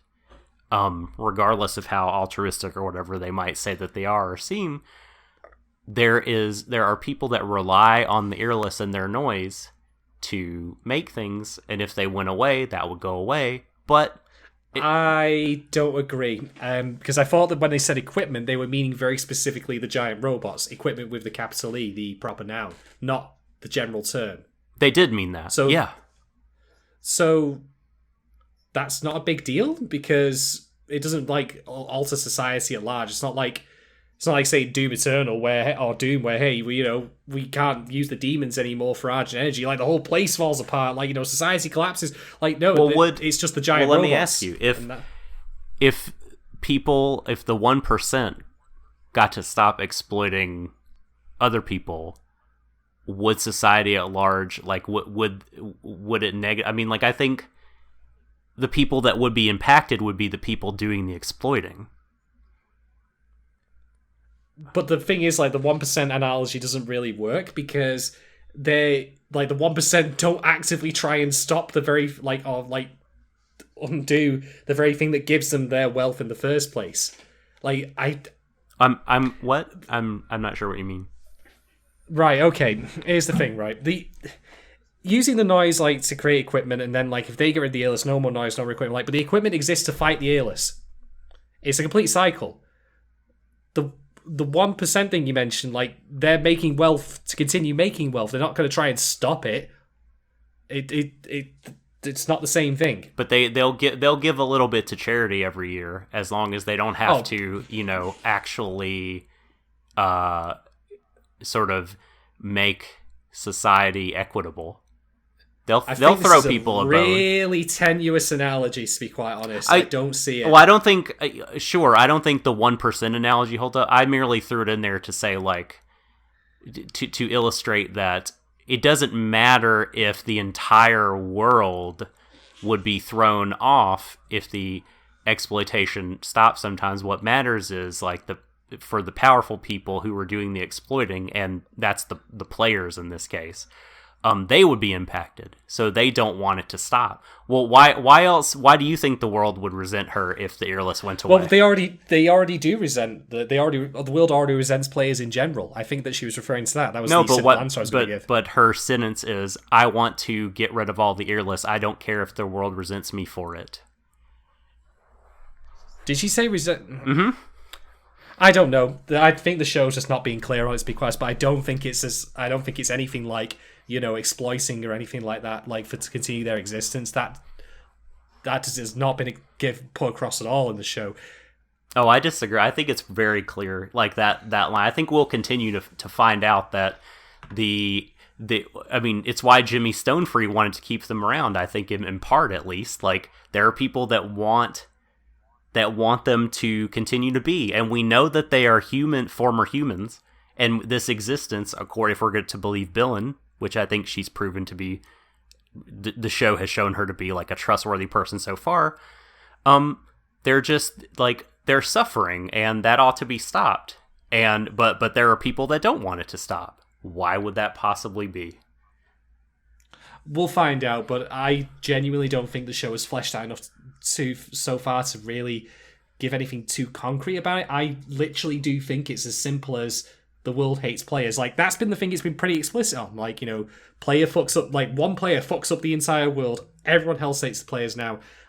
And so I think that's pretty much why Billin's statement exists there as it is. I granted maybe it was phrased a little differently, so it's not quite clear, but that's the thing that I think makes the most sense given the information we've currently got. That the world hates me, but I don't care. I'm going to do what I feel is right to set things right. I think you're we just go back and review the tapes. I'll watch it again, if you will. And I do believe she definitely says, like, I don't care if the world resents me for this desire or this action of getting rid of all the earless. So, like, to me, that, like, that's a real, like, that's a flag planting. Like, we have to make sense of that. Either the show will make sense of it and everything, and that will bear out in some way, or it is being either misleading or unclear, because there's a definite meaning to what she said, and it is not the general. There is the general hatred for players. That certainly is a thing that exists, but, like, this is a different thing over and above that she's talking personally about herself, not players in general. You know, I've actually just pulled that scene up, and you're right. She just say resents me for it specifically, which I would then ask, why does Mew not comment on that? Because I think sometimes there needs to be an alignment between audience and character, especially someone like Mew who literally has no memories. So that would have been a good time to make that more clear, in my opinion, because this is currently, I don't know, I don't get it. I genuinely don't get it, and I think that if it is, as you say, like, they're exploiting them, like, that needs to have been already given more fleshing out at this point as it exists. I think we'll get more. Unless you want to go with the facts that, hey, guess what? Billin and Kevin live in this floating, like, palace. They're doing pretty well for themselves, and you got poor, like, Echo and all the others scraping, like, an existence out of junk. That could be something you could play on. But then again, have you seen the preview for next episode? There's a fucking school. What's going on? I know that the preview was very jarring. Yeah, the preview was very you know jarring. What? I'm gonna table this for later. Yeah. I think basically. I think, like, there are hints, and we've gotten a bit, and if I'm right, which who knows, but if I'm right, like, it will continue to, like, unfold that notion, but we'll see. I mean, I'm intrigued by this idea. Yeah. So over to you now. All right, just a small talking point, because there's been some discussion in our Discord about the mech design for Echo's robot, and also the lack of a cockpit. And yet we see a cockpit in this episode for True Crimson. Mm-hmm. And yeah, I'm going to put it out there. I actually like this, and I'll tell you why. Because I think it ties into the idea of Echo's robot being kind of cobbled together from whatever he had. That's why he wouldn't have had time to build a cockpit, but there is obviously one here for True Crimson. So that's only a small bit from me, but I think that it works to help show, like, hey, you know, this is a more grounded concept than you might give it credit for, that, hey, all he ever had was literally junk parts of whatever he could get together. Yeah. And so obviously there was no way he was going to build a cockpit in there. Granted, the new Bowser sisters, they don't have cockpits either, but I can also make an ancillary, like, explanation of it, which is that, you know, they are meant to be rock stars in a sense, so obviously they're going to want to put on a public performance. Maybe. Yeah. This is a shoegaze mech. Yeah. You could argue that maybe this is where, like, you know, the concept of giant robots meeting rock bands doesn't quite entirely gel together or fit together perfectly like a proper puzzle should do, where the concepts are kind of at odd angles to each other, but I'm mostly okay with it, to be quite honest. I mean, it makes sense, like, in terms of, like, the show's fiction, that, hey, I built this out of shit I found in my backyard. Mm-hmm. I mean, admittedly, this does make Echo, like, you know, the Anakin Skywalker of this show. I'm so sorry for that reference. That's bad. Yeah. He built fucking pod racing. That's true. Pod racer out and shit all. It's true. I'm sorry to say, but it's true. It's true. But the other thing that I wanted to bring up as well, which has actually just left my brain. Shit. Carry on, Doc. I'll come back to me in a minute. Sure. I was gonna respond to something you said, and now that's left me too. I have another talking point, but what was I gonna respond to what you said? Damn it! No, why is the memory bird attacking us? I don't know, but my point's come back. Good. You know. Yeah. So. Oh God, I'm so I don't know what's happening in my brain right now. I really can't think straight. It's late. It's late where you are. It's late. It is late. Yeah. Fuck.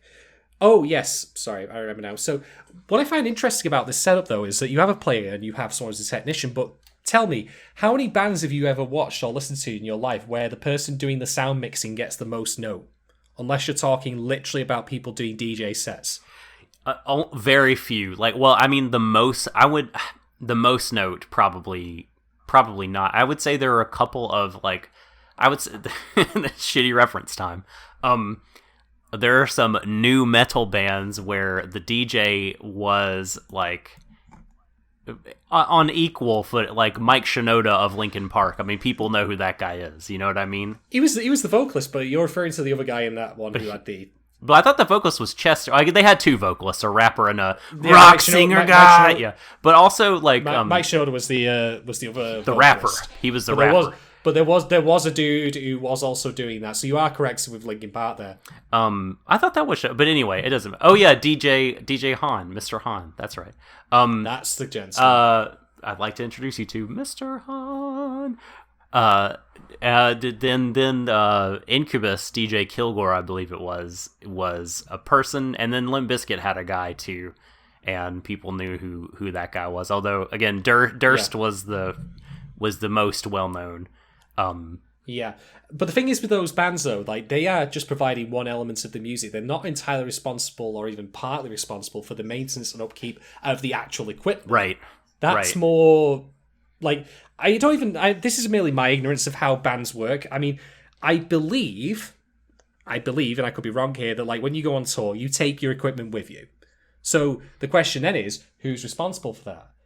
And what I find interesting is that Listeners is actually throwing this into front focus here, that it is not literally just about the personality, but there is a lot of behind-the-scenes work that goes into making this stuff happen, which in of itself is really, really neat. And they even actually do this in the mech fights themselves by having both Echo and Kevin adjust stuff on the robots to help fine-tune them during a fight, which I don't think I've actually seen in a lot of mech shows in the past. The closest analogy I can think of is them doing shit on Star Trek.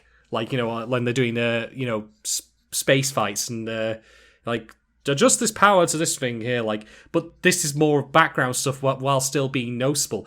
And I think that's a really neat element. I'm glad that they're actually making this a more holistic look about how, by way of analogy, of course, that, hey, this is how bands go on tour and how they work. That it's not just the band themselves, but also the backing people who actually do all of the really, in-depth technical work. Yeah. Which is neat. They do have that in other mech shows, thankfully. I think there have been shows that are more kind of apt to show you what the people either not in the cockpits or the mechanics or other people are kind of, they have real lives and they're an important part of this. That's sort of a tradition that's good and cool about mecha shows.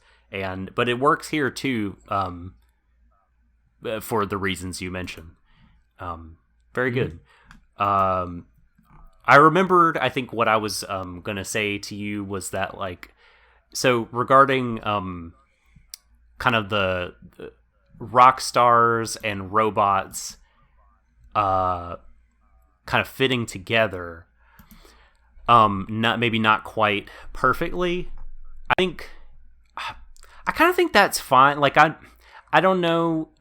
I'm not sort of a person who expects everything like that conceptually to fit tight as glue, perfectly together. When I made that point, I wasn't coming down the show hard. It was just more of an observation. Anything else, there are degrees to criticism. So me saying it doesn't quite work doesn't mean it doesn't. It's fine. I can put my disbelief aside, but I'm just saying that, you know, there's a certain amount of it that doesn't quite get there, but it's not a binary thing to say this is bad or this is like, no, this is mostly good, but there are one or two things that don't quite, a bit creaky, you know. That's yeah, I mean, I guess I don't even think it needs to. Like, it's if every single if everything related to everything, like it would just, I don't know, it would then feel kind of what's the word I'm looking for? Algorithmic or generate. I don't know. I'm good with some jagged edges, I guess. Yeah, too rigid. Yeah, I mean, the point I suppose I'm trying to counter it by saying that I recognize this is a thing, but I'm not really bothered, is that someone could rightly ask in the kind of admittedly TV tropey cinema sins kind of way, why don't you just punch her off the robot if she's not somewhere that's like protected? And it's a dumb question to ask. I can see that's the thing is, I agree.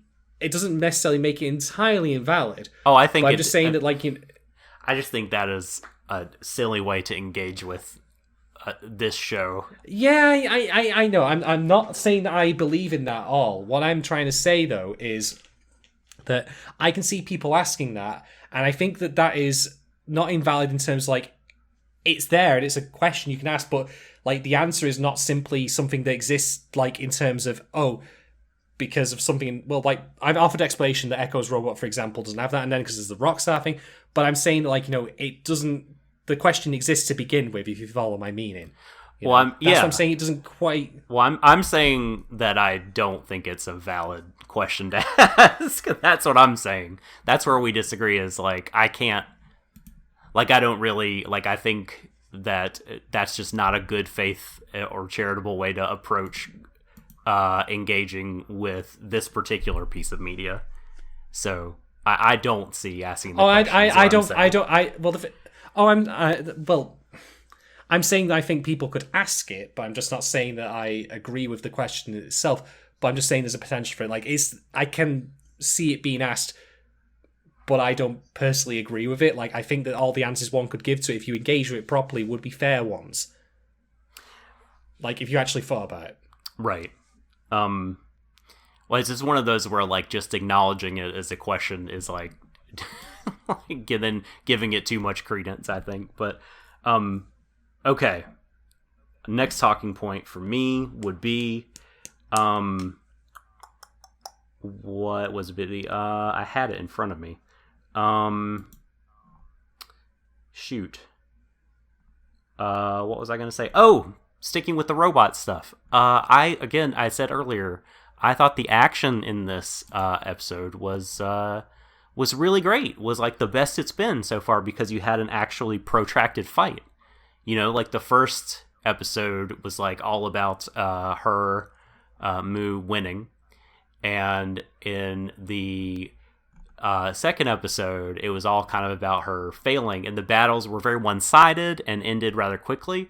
And this one, you know, went on for a bit, and there was kind of a back and forth, and it was also great because it wasn't just about Mu kicking ass, which is great in and of itself, but it was about like them learning teamwork and kind of them figuring out those dynamics, and her learning to trust Echo and let go of being afraid she would lose him as her kind of primary emotion.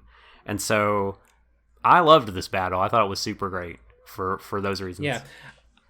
I think as well, and to build on what you've said there, like, yes, Echo and Mu, like, they figure out the super move, the top boost again, which is good. Like, that's definite progress. But the fact that, you know, Billion and Kevin, like, fire back with the massive, like, Cherry Barjar blast, you know, spirit bomb, as it were. The fact that they fire back with that and completely overpower them, like, yeah, pretty much. It makes it clear, like, hey, they've got the super move, but that's not necessarily going to be enough. Experience does still count. Mm-hmm. Granted, you know, Billion says, hey, it's conviction that matters. And I do agree with that statement as far as the show's actual fiction and lore goes, absolutely.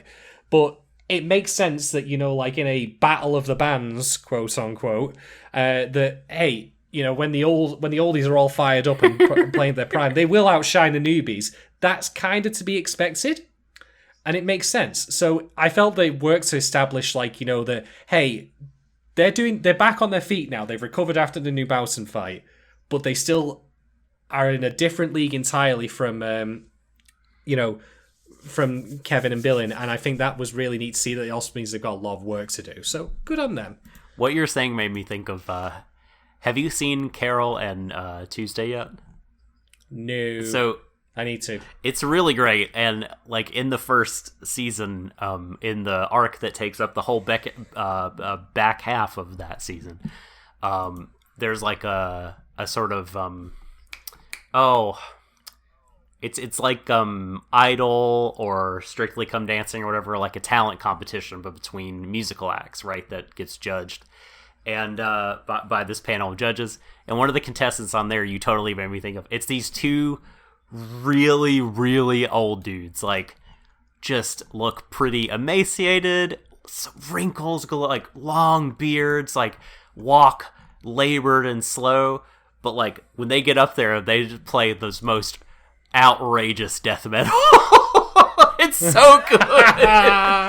Amazing. Oh man, they just like slay.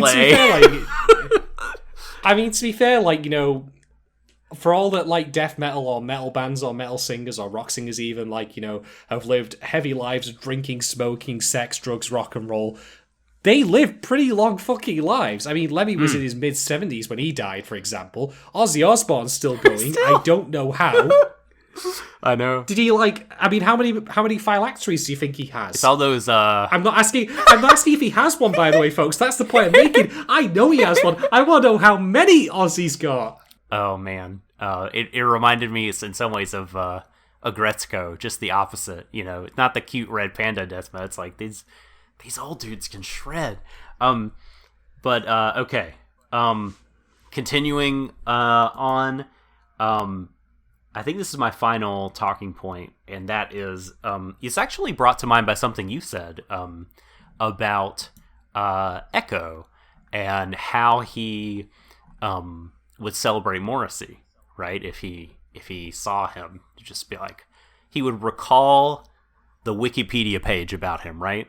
He would be like, "Yep, here's this," or not even the Wikipedia page, but like a magazine ad, and in the like, here's 2020's like guide to like cool rock bands or whatever. The entry in there, the marketing speak, like he said. To go back to the very beginning of the episode, the NME reference, like, he'd have read all the interviews and all that. He would essentially have consumed everything that's been very carefully, like, set up, like, arranged to give a specific image off, like a very positive one, at least in terms of the target audience, like for, say, Morrissey or any other controversial singer that you name. Like, Echo, I imagine, would have no idea, for example, about, say, the stuff that was happening behind the scenes with him, or his political agenda, or anything like that. Or it seems like, would he have listened to You Are the Query? This is the point that I was making, because it seems like he's gobbling up fandom and the famousness of these people and knowing all these facts. But, like, if we're going with the whole music analogy further, like, it seems like there's a distinction between the way he's engaging with artists and the way that, like, people engage with their art. Like, in a very personal way, you know what I mean? Like, does the art that they made mean anything to him? He doesn't have an emotional connection to any of it. Yeah. Beyond it simply serving as a inspiration for him, the only thing that inspired him really during his time working as a junk scavenger. But other than that, it's not like, hey, I listen to this music and it, makes me feel feelings or anything like that. Yeah. That's just like the idea of, fame, making you want to be a rock star, like, which is like totally great, and like, I'm not trying to like put that particular dream down or anything like that, but it just seems like that is a different thing that's happening than, again, like you said, the emotional connection to particular artists and art, and I just wonder if that will be explored, if the show will be more openly critical of Echo's fandom and the way that he so far has like engaged with the players. You know, if that is part of him forming a romantic interest with Mew, I would actually be on board with that, because I'm not saying that you can't have romance in fiction. Like, I mean, if anything, like sometimes I think romance needs to exist in a lot of fiction and not have anything to do with what's actually going on, because romance for a lot of people is a very normal thing. Like, you know, hey, I've been through some crazy shit, but I just want a moment of normality with my partner, like, you know, where we talk about things or we watch, like, you know, some TV. I don't know. You get what I mean. Mm-hmm. I might have brought this up in a different podcast when I talked about Mass Effect 3 and how there was a piece of DLC in that for the Citadel, which I thought was generally a bag of wank, but there was one specific bit where all you do is, like, in my case, I was romancing Caden because I was a vanilla fucker. Like, you know, like, where all they do is, like, they cook food and, like, you know, have a glass of wine on the couch, and that's really about it. And you know what? For Commander Shepard in that story, who's going around saving the galaxy from, like, these unstoppable alien killing machines, a moment of normality is very welcome.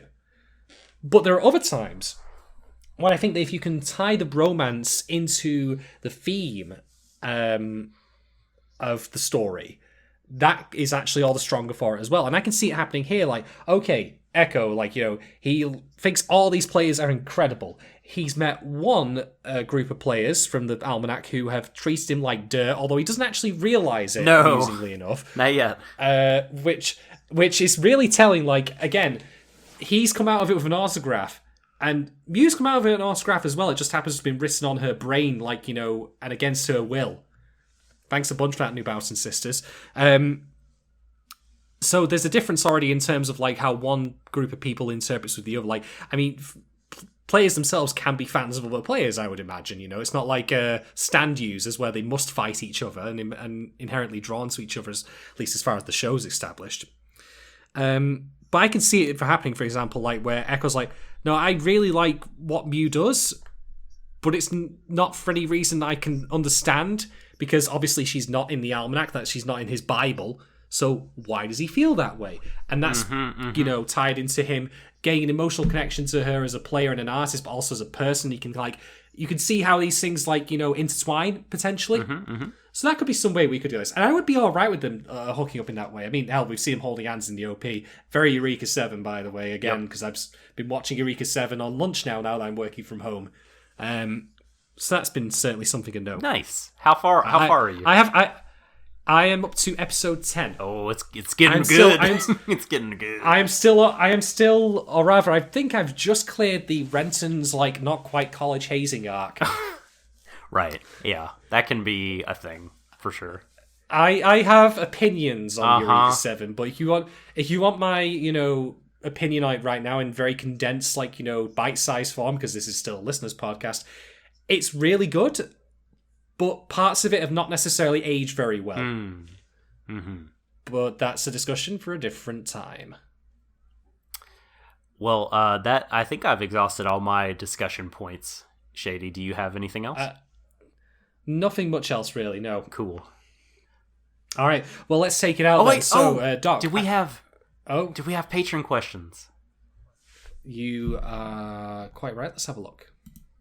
I'm so sorry. We had been doing those toward the beginning, which was good, and then me is things forgetful. Things have been all. No, the answer is no. We didn't. We don't. Actually. All the questions we had Okay. for this week were for yesterday. Well, we'll get to those next time. So let's round out the episode and do some ratings then. So, Doc, I'll let you go first. I'm gonna give this episode. I'm gonna give it 4.25 listens to the MBV album Loveless out of 5. Because of all the reasons I talked about. Like, I had great action, very clear sort of goals that the episode had that it achieved. We furthered arcs, furthered the main plot, got some world building, great references that I think kind of, again, informed the story, that were a real treat, but I think didn't necessarily, for me, overpower it. And I don't necessarily think you have to know everything to, like, and know the kind of behind-the-scenes stuff, although it does...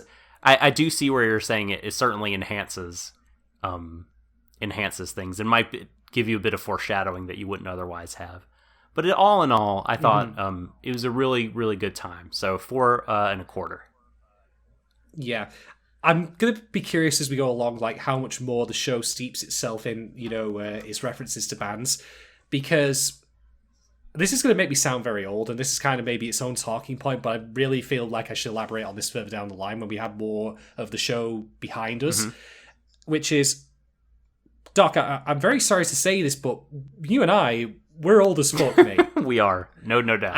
And there's a reason I'm bringing this up, because this is something I also realized when I thought to myself, holy shit, I actually really shouldn't be talking about any Final Fantasy VII spoilers, because it's very easy for people our age to think to themselves, oh, I recognize this thing, but not everyone will, because what is the average age for, like, anime viewer these days? Or someone like, what is the target audience for listeners, like, in terms of that? Like, BBs. People, for example, who were born in, like, 2002 are only turning 18, like, this year. So, is it appropriate, therefore, for this particular show to be relying so much on references to bands that were well before when these kids were born? Man, fuck. I hate that. Shadon, I hate what you've just... 2002, I was 18 and graduated high school. So now people born on that very moment are 18 and graduating high school. And that's makes me sick, deeply. Yeah, I'm so sorry for saying that, but that's why I'm bringing it up, though, because it's like with Final Fantasy VII spoilers, like, there's a very good chance that they have less of an idea than I do about these various bands. Like, it requires a very specific kind of knowledge to recognize, like, these references. Like, I have a friend who I've mentioned before who has, like, a vinyl library of over 1,000 discs. He would know all this shit off by heart. Yeah. But not to put it too finely here, there aren't many people like him out there, even amongst, like, people of our age, or who have that kind of knowledge. This is why I said that, in some way, again, as a joke and half as a truth, it feels like this episode was, like, these references are being written from pub quiz questions, but not everyone's going to know the answers to those. And is that necessarily the people that wrote the script to High Fidelity? Also that, or possibly James Gunn. Yes. I mean... But then again, that also worked for Guardians of the Galaxy. Like, that soundtrack was very much from the 80s, and people loved that. And indeed, maybe, like, if it was more explicit on what these references were to, it might drive people to seek them out. Like, I don't know. It's something I think that I wanted to have a look at further on, like, about to what point does a work of, like, homage like this go too far in homaging to where it's lost on the audience, but also can't be too explicit in what it's actually talking about, to the point where we go, well, that's a thing I recognize. I mean, we'll discuss that later anyway. I don't want to bog this down too much. I feel like we need, as I say, much more of the show to pass before we can, like, really get into this meaty topic. But anyway, for me, I felt this was a really nice follow-up to the previous episode. I felt it made a lot of sense to finally be introduced to a faction of players who were actually on our hero's side. And I think that it does, as I say, tie into the wider idea of, like, fan relationships, even amongst, like, people in the same peer group, player to player in this case. I really liked all the conversations between the characters, like between Kevin and Echo. Like, seeing them nerd out of each other was really, really, really, really chill. Mew and Billin's conversations were also really enlightening. Like, I like how it's establishing those roles, but also how even, like, Kevin and Billin, like, again, they felt revived a little bit by what's going on, which that seems to be the whole point of, like, what Echo and Mew's journey is. They're going to bring life back to the world, and they're even doing it for these two, which I think is a good starting point. Like, that's their own little victory in its own way. It isn't, however, in my opinion, as good as episode 2 for a couple of reasons. One, I like the design of the ship and all that, but I really do actually already miss, like, the head fuckery of the New Boughton sisters. Oh, like, yeah. That spooky toilet is really, really something. They felt like a genuine threat. And, like, also, like, more, like, stuff about Echo's character and stuff. I felt like that was a bit better, but I'm only saying that very slightly. So, all in all, I will give this episode 3.75 dormitory rooms shaped like washing machines out of 5. I feel like I should give it an extra point for that alone, because that was such an image. But hey, that was wild. We got what we got. All right, so ladies, gentlemen, and MBs, that brings us to the end of the podcast. What I will mention at this point is a couple of things, just get some, housework out of the way, all that kind of thing. Housekeeping, rather, I mean to say. So first off, again, it would be remiss of me, it would be silly of me not to mention that, we're currently in not the best of times. I won't even make light of it by cracking a joke about it. So I'm hoping that if you're listening to this, that you're all doing okay, you're all looking after yourselves, that your friends and family are safe, they're comfortable, they're getting by, they're not in any stress or any danger, particularly if you happen to be working out in the public at the moment, for example, in a shop, or if you are a healthcare worker. Thank you for doing what you do. Do take care of yourselves as best as you can. I understand that's not the easiest thing in the world, but that's what I hope anyway. And if otherwise you're not one of those people, that doesn't mean, of course, you and yourselves shouldn't still, take care of yourselves the best you can, both, in terms of, hey, keep your exercise up, keep in touch, and also, mentally and emotionally keep in touch with friends and family and such. Other than that, if you've enjoyed this podcast and you would like to support us financially, give us a little bit of a tip here and there, toss a tip to your player, you can do so. You can find us at patreon.com/Warui Deshou. Get yourself on there. We're currently opening up a couple of our higher tier benefits to others. So even if you go on the $2 tier, for example, you can get involved in our second stream content on yesterday, which is going to be one of the more interesting anime that will be going out this season. I've still got a lot to talk about yesterday free. So definitely do check that out and all the benefits that go with that. If otherwise, you're not currently able to support us financially or don't want to, that's totally cool too. What you can do if you'd like is you can also just, drop us a rating, a like, subscribe, a follow, share, all the various social media buttons. If you can do that on wherever you may find this, be it Anchor.fm or Spotify or iTunes, that would be great. And otherwise, Doc, where can people find you on the internet?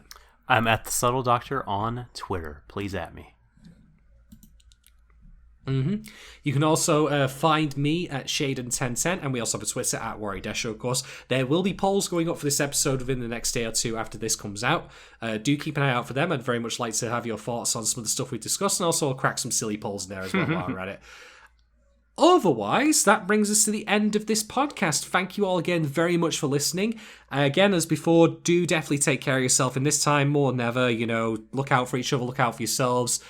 Make the best of it that you can do. It's not easy for all of us, of course, and certainly for some more so. But, we'll get through this, and we'll try and, for our part, do our best just to continue cracking on, making silly jokes, try to get some actual discussion and critique and analysis of the anime that we've got coming out. So yeah, we look forward to seeing you next week for listeners number 4, Teen Spirit. No smells like.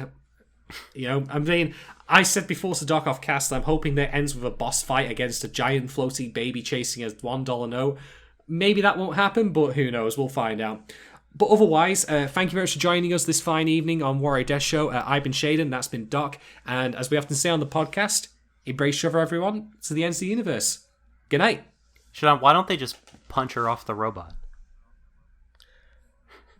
Excellent question.